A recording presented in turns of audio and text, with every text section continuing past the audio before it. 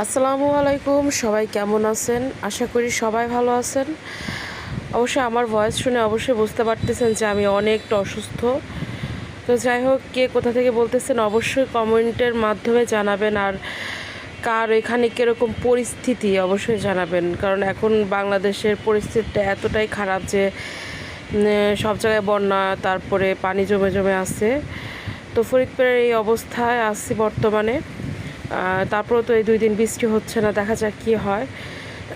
আর এটা হয়েছে পরশু দিনের ভিডিও, যখন নূরকে নিয়ে স্কুল থেকে আসি ওই সময়টাকার। তো আপনারা এখন বর্তমান কী অবস্থায় আছেন, আপনাদের এলাকায় পানি কতটা নেমে গেছে অবশ্যই জানাবেন। কারণ এখন যে পরিস্থিতি, সবাইকে একসাথে থেকেই আসলে একে অপরকে সাহায্য করে চলতে হবে, যেহেতু আমাদের বাংলাদেশে বন্যাটা প্রত্যেক বছরেই হয়। তো আপনারা যেখান থেকে আছেন সবাই সবাইকে সাহায্য সহযোগিতা করবেন। মানুষ তো মানুষের জন্যই। এখন যদি আমরা কাজে না লাগি কবে লাগবো? আর মানুষের জন্য যদি এতটুকু করতে না পারি সবাই, তো সবাই সবার পাশে থাকবেন। সবাই ভালো থাকবেন।